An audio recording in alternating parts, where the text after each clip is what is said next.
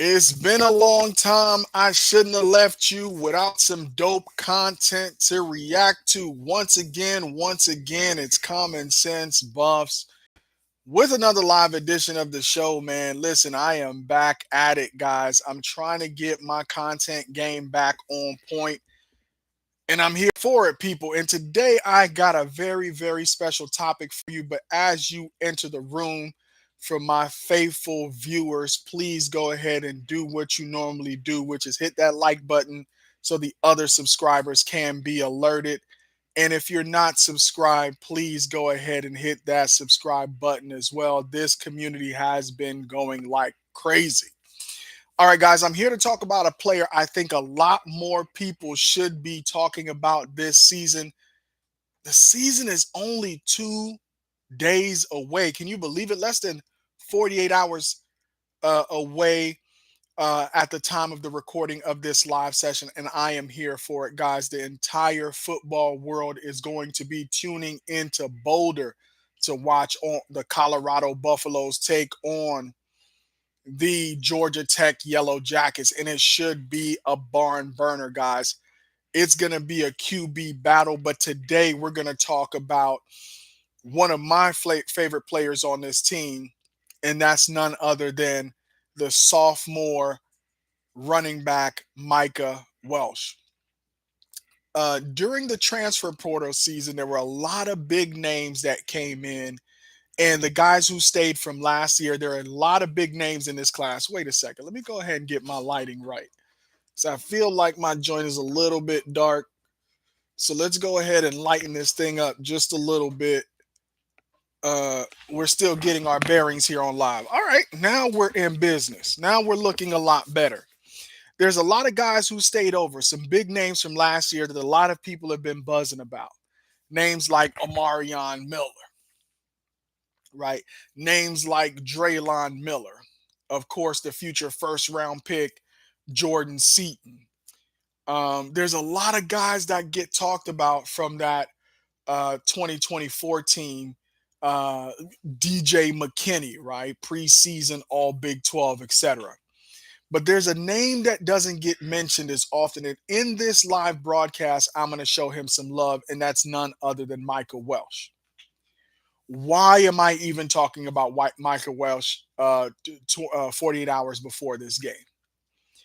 The story of Micah Welch starts 2 years ago as he is being recruited as a high school running back. I just want to introduce you guys to Micah Welch and tell you why I think, as the title of this video says, he is going to be Pat Shurmur's next 1,000-yard back.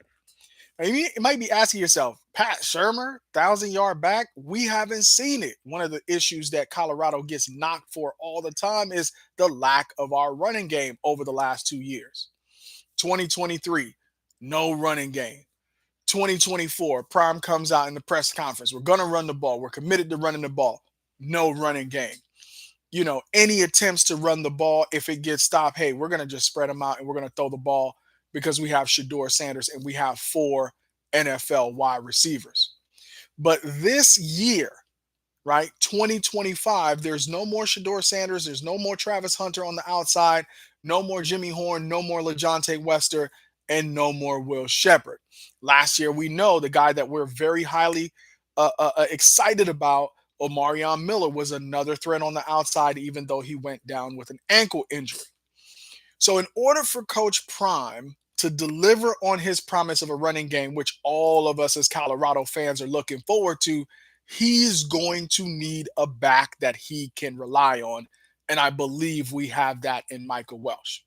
So who is Micah Welch? All right, he's a sophomore now, but he attended Baldwin High School in Milledgeville, Georgia, a highly rated 3-star prospect. Now, I know when it comes to stars, if you ain't a 5-star, you can't play ball. That's just not the case. There ain't that many 5-stars out there. There ain't that many 4-stars out there. Most of the players that you see out here in college football making plays, many of them, when they came out of high school, they were not 5-stars and 4-stars, right? Many of them fall in that 3-star category, and Micah Welch is one of those players. Now, in high school, and this is why I think he can carry the load, right? We know in college football, and Prime has talked about this in multiple press conferences, there's no longer this idea of having one back that you're going to just hand the ball off to and they're going to get 20, 30 carries a game. Usually it's running back by committee. But why I like Micah Welch to emerge as that workhorse back is because he has that workhorse pedigree. In high school, he amassed 3,759 rushing yards. He had 49 touchdowns. Plus, he had a lot of all purpose yards. So he was like, I wouldn't call him a true dual threat running back where you could put him out there and wide receiver and he's going to cause some problems. But he was certainly a very athletic running back. When you look at this kid, he really does look like that classic bowling ball running back, but he is very shifty. He can make moves in the open field. And because he's so shifty, he also returned kickoffs. And I'm not sure about punts, but he certainly returned kickoffs in high school.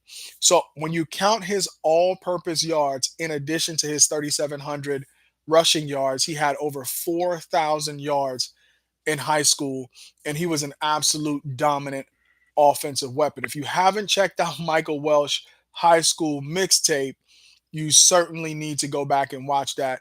A lot of big plays, and he's really, really, really hard to bring down. And during his time in high school, he earned honors, including two-time first-team All-State. You know that's not easy to do in Georgia. Offensive Player of the Year and four-time first-team All-Region. In the class of 2024, so he came out last year, right? His first year playing for Colorado was 2024. On three had him as the number 59 running back nationally. ESPN had him as the number 70 running back nationally. 24/7 Sports had him as the 62 running back nationally. And his highest ranking of all of these ranking sites was on Rivals, where he was ranked as the number 38 running back coming out of high school. Now, think about it. If you're a running back and you're that highly rated, Offensive Player of the Year in the state of Georgia, number 38 running back on Rivals, why choose Colorado after that 2023 season? There was no indication that Colorado would be the place where a top tier running back would want to come. But Micah believed, and this is why I really like this kid. He believed in the program.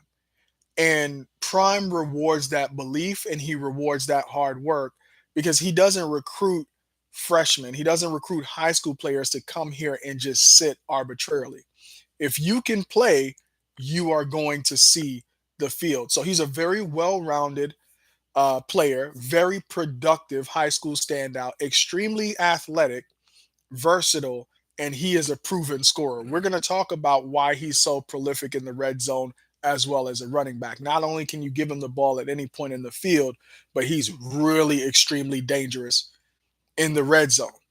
So let's just look at his track record now. This is setting us up for why I'm making the case that Michael Welch might be Pat Shurmur's next 1,000-yard back. Keep that in your back pocket. Now, if you haven't hit that like button yet, go ahead and hit that like button, guys. If you're enjoying the content, I would love to hear from you. Also in the chat, which I'm monitoring, drop your questions, drop your comments, drop how you feel about this game coming up with Georgia Tech.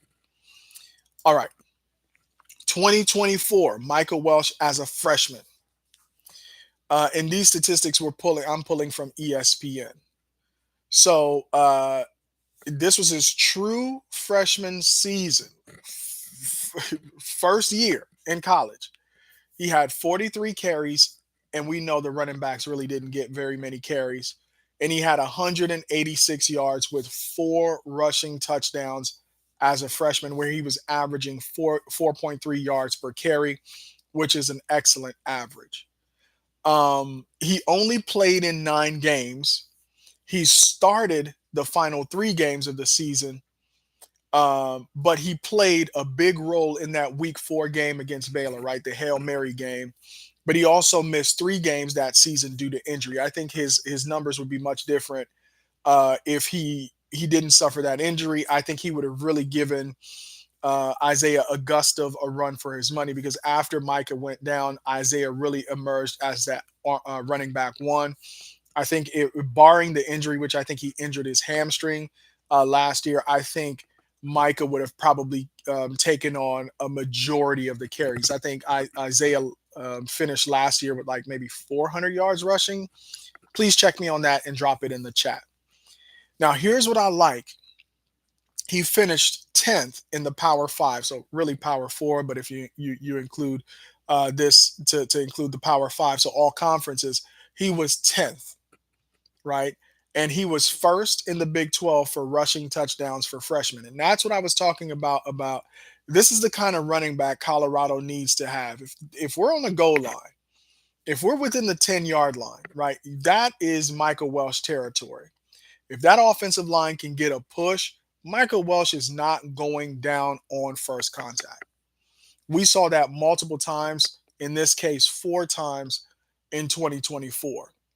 And then of his biggest game, most impactful game, again, was that Baylor game where he had 2 rushing touchdowns, including a rushing touchdown in overtime. Now, you have to remember, Folsom Field was absolutely going crazy. And this is another thing that Coach Prime talks about playing for the Colorado Buffaloes.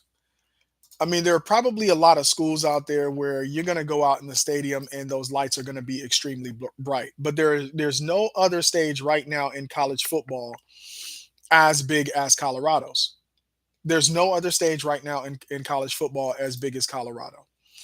And in one of the biggest games of the season, with the game on the line in overtime, they were trusting enough of Micah to give him the ball on the goal line for him to score that overtime winner. So that's who we have in our starting running back in Micah Welch, and why I love him so much in this role. And he was the only true freshman on the season to have a multi-touchdown game in that Baylor game. So Welch has a nose for the end zone. He has a scoring knack, and he's very efficient, and he's able to rise in critical moments. I don't think this game on Friday is going to be too big for Michael Welch, guys. He's been there. He's done that. You need players who have a proven record of performing in the clutch on one of the biggest stages in college football. All right. So now, when you take a kid, highly touted, highly recruited, coming out of high school, one of the top ranked running backs in the country, choosing to come to Colorado with no proven history under Prime of running the ball, he comes in his true freshman season, barring the injury, right? He could have had a much bigger year because he would have probably ended up being running back one. He had 43 carries, 186 yards, and he was scoring in big moments in big games, and he is trustworthy with the ball. I don't recall him having any fumbles or any turnovers. All right, so come 2025, when I think no more Shador, no more of that high power, 4 wide, spread them out and just shred the defense.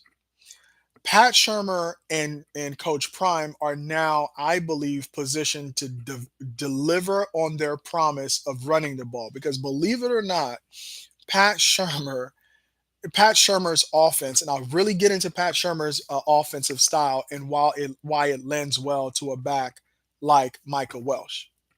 They're going to adjust, right, based on who they've named as their starting quarterback. And Caden Salter, we know he's a dual threat quarterback, really, really efficient at running the option. We know he's a quarterback that excels in play action. And in order for that option and play action game to work off of each other, you need to have a legitimate threat of a running game. I think Micah Welch, along with DeKalen Taylor and Simeon Price, and then Dallin Hayden when he returns from that hand injury, gives Pat Shurmur a real threat that if he uses in the way that he has a track record of using in the NFL, Michael Welch is positioned to be his next 1,000-yard back. So you ask yourself, hey, next 1,000-yard back? Yes. Pat Shurmur has a history of producing 1,000-yard running backs. Okay. Now, he has a very impactful running game scheme. I know you guys are going to like, where, when are we going to see it? I think we're going to see it in 2025. And he's successfully guided multiple running backs to 1,000-yard seasons. I want to start with Steven Jackson. Anybody know Steven Jackson? Right? In the chat, let me know. In the comment section, let me know if you know Steven Jackson, the running back. played for the St. Louis Rams. All right. Steven Jackson is one of those guys who doesn't get his due. He's rarely ever talked about as a legendary running back, but I think he had like 8 1,000-yard rushing seasons in a row. And he had two of those 8 1,000-yard rushing seasons he had with Pat Shurmur as the offensive coordinator for the St. Louis Rams. This was back in 2009 and 2010. Here are Steven Jackson's 2009 and 2010 rushing yards. In 2009, Steven Jackson rushed for 1,416 yards. And, Prime was saying this, he's willing to do things by committee until a guy emerges and demonstrates that he is able to take on that job full time. Right. So all of these running backs have an opportunity to really become running back one, even though they're going to use them in different spots in different games to be impactful. In 2010, Steven Jackson rushed for 1,241 yards. Again, this is in a Pat Shurmur offense. Who's the next running back that he had 1,000-yard rushing seasons with? Shady McCoy. LaShawn McCoy. Pat Shurmur was the offensive coordinator for the Philadelphia Eagles for 1,000-yard rushing seasons with LaShawn McCoy. Now, LaShawn McCoy's best season, right, in rushing was with Pat Shurmur as his offensive coordinator. Okay? LaShawn McCoy in 2013 led the NFL in rushing with 1,607 yards. Guys, I'm going somewhere with this thing. I'm not just saying that Micah Welch has the opportunity to be his fourth back. I'm going back and giving you receipts on the running backs that he has actually helped accomplish this 1,000-yard season or have a 1,000-yard season. Back-to-back 1,000-yard seasons under Pat Shurmur with LaShawn McCoy. In 2014, LaShawn McCoy returns and he rushes for over 1,300 yards in 2014. So you got Steven Jackson, you got LaShawn McCoy, and a name that I know you know. Even if you didn't know Steven Jackson, you might know Shady McCoy, but this is a name I expect all football fans to know because he's still tearing things up right now, and that's none other than Saquon Barkley. Okay? Now, Saquon had one of the most legendary rookie seasons of all time. All right. He had in his rookie season 2,028 yards from scrimmage and 15 touchdowns, even though he didn't have a 1,000-yard rushing season. Now, when I get into Micah Welch's stats, you'll also see not only was he good in the run, he's also able to catch the ball out of the backfield. And that's what I mean by he is sneaky athletic. You wouldn't take him for a guy that could be back there returning kicks. But again, he's been able to do it. Now, the year where he had a true, this is Saquon Barkley, 1,000-yard rushing season under Pat Shurmur as his head coach at the time was in 2019. So in 2019, Saquon Barkley had his first 1,000-yard rushing season where he rushed for 1,003 yards on the ground. And he was battling injury that year. I think he was suffering from a high ankle sprain. So he didn't have a repeat of his rookie season. So this is the kind of offensive play caller Pat Shurmur truly is. Okay. And we'll get into Pat Shurmur's offensive style, and I'll break that down for you, which I think is going to lend very well to Micah Welch being a 1,000-yard back. All right. So let's look at Pat Shurmur's offensive style. Pat Shurmur's offensive style emphasizes outside zone run plays. And we'll get into why we're going to be better at the outside zone run.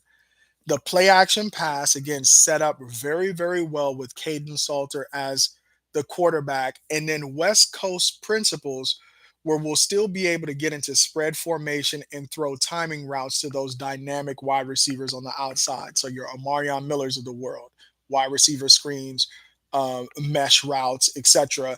Him and Draylon on crossing routes, Draylon and Joseph Williams, or oh my God, why can't Sincere Brown out there causing havoc in the passing game, right? He really likes to utilize two tight end sets. And one of the great things that Colorado did in the offseason was they brought in some real tight end talent, including Zach Atkins, right? We are going to see a lot of two tight end sets from Pat Shurmur this season, right? And I'm not even talking about the offensive line yet. I'm just talking about what he likes to put on the perimeter and how he likes to set up his run game. We're going to see a lot of two receiver sets. So you can see Savell Smalls, Zach Atkins, the kid Williams, and I know they have a couple of standout freshman tight ends. The reason why they made that huge investments in bringing in all those tight ends is because they intend to use all of them. Because this is a true Pat Shurmur offense that we're going to see this year. We're going to see a lot of different formations created to create mismatches, and we're going to see a lot of crossing routes, a lot of mesh concepts, to kind of get that defender off of the wide receiver, have the wide receiver catch the ball in space, and really depend on yards after catch, which I think Caden Salter is really built to execute on. Now, outside zone, and we'll get into why Marshall Faulk, being the running back coach, along with Pat Shurmur and scheming up that run game and really being Michael Welch's coach on how to be patient as a runner.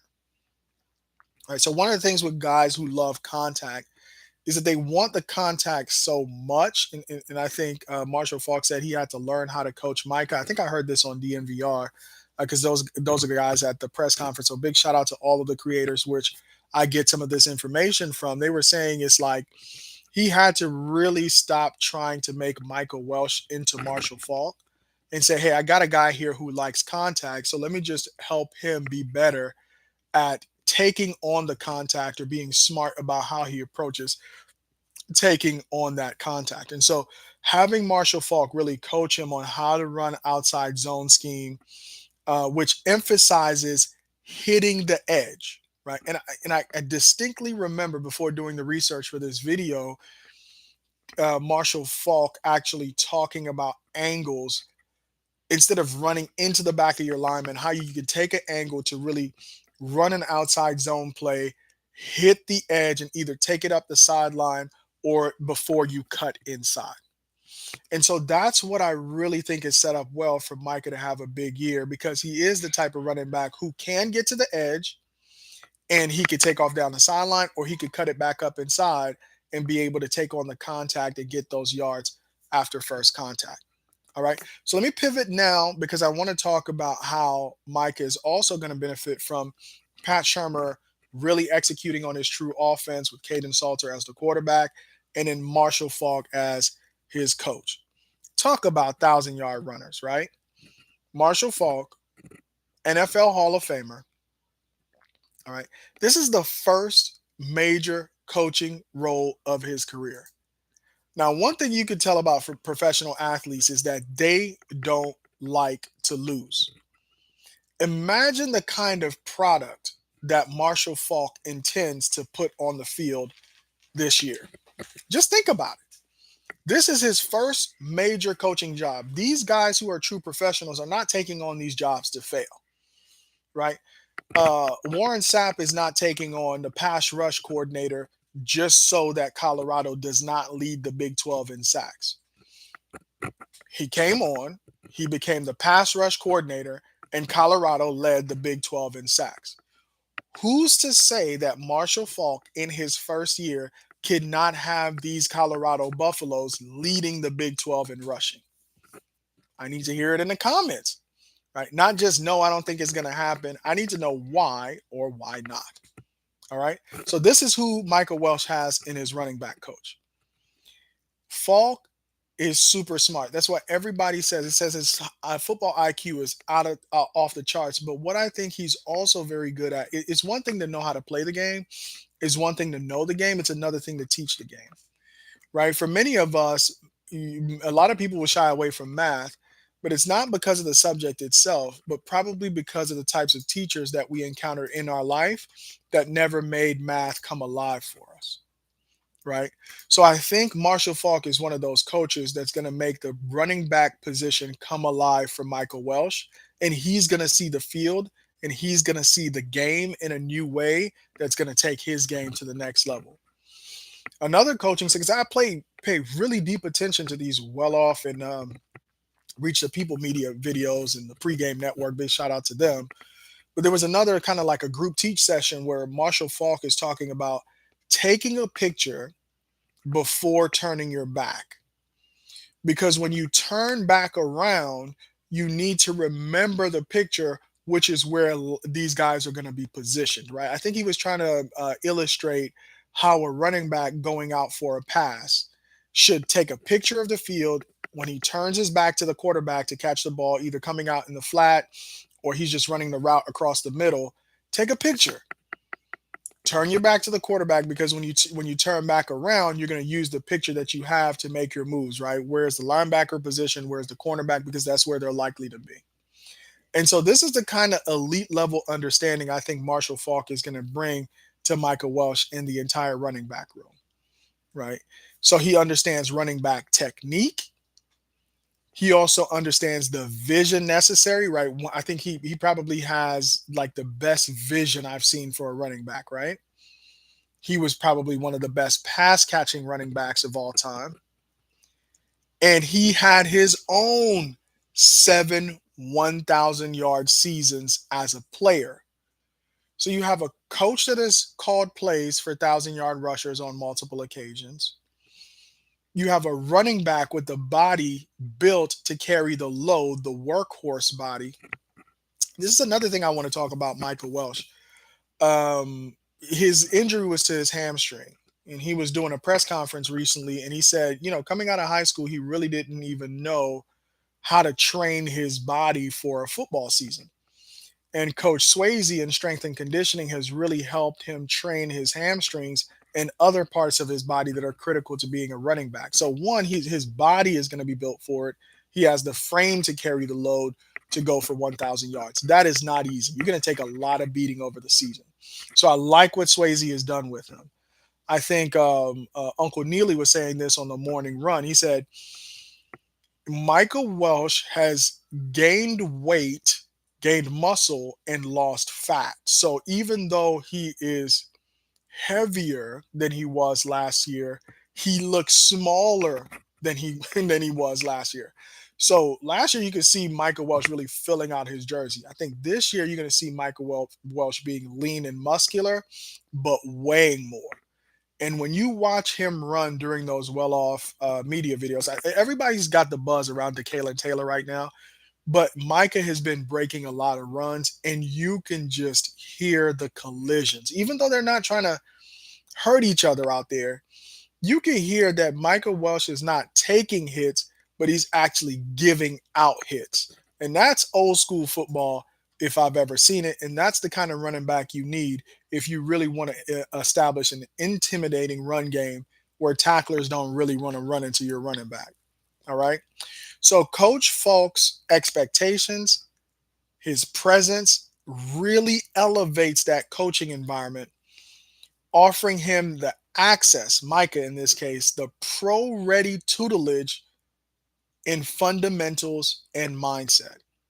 I'm going to repeat that. He's getting pro level coaching on the fundamentals of being a running back and the mindset that he needs to have in order to go over 1,000 yards. So I will reiterate my compelling reasons for why Michael Welch could be Pat Shurmur's next 1,000 yard back. Number one, his production in high school and the skill set, right? His high school resume shows that he can make those big plays. He has the power, he has the versatility. Even though he flew under the radar nationally, he has shown that, hey, I can still produce when I need to, right? Yards and touchdowns. He's very efficient and he's going to score the ball, right? Despite limited touches, highly efficient in the red zone. He had 4 touchdowns on 43 carries, and he really shined in clutch situations like at Baylor in that overtime winner. Shurmur has a system and a track record. Those two tight end sets, Caden Salter working that play action is really going to open some lanes. I didn't even talk about the offensive line, guys. Listen, I might have to do a whole live session on that offensive line and why they're going to be a difference maker for Micah running behind that team. But talking about Coach Shurmur, he has the proven track record. He's had many guys go over 1,000 yards rushing. His scheme is very favorable to Welch's running style and the upside leveraging his strengths, right? He's very slippery. He has a lot of power. And man, I love him in the red zone. He's under Marshall Faulk's tutelage, guys. This is Faulk's first year. How many of you think Faulk is about to put bad film out there as a coach? Marshall Faulk's not putting bad film out, right? And he has the pedigree, he has the coaching acumen. I can hear it. And if you're a player, you can hear a good coach when you listen to him. And he's getting elite level mentorship with Falk coaching the technique and the vision, how to see the hole. Welch can refine his game like a true pro. And then last but not least, he has a lot of opportunity on that depth chart. Right now, I have him penciled in as running back one. There hasn't been an official announcement or a depth chart that I've seen. So I think he's gonna be my RB1 with a heavy dose of the Kalen Taylor to mix it up. All right, guys, that's all I have for this live session. Hopefully, you guys had a great time. I know I'm just getting back in the groove of creating content, but I hope that you guys will continue to be on this journey with me and get engaged in the chat. This is a community. This is your community. I create this content for you. So until next time, peace.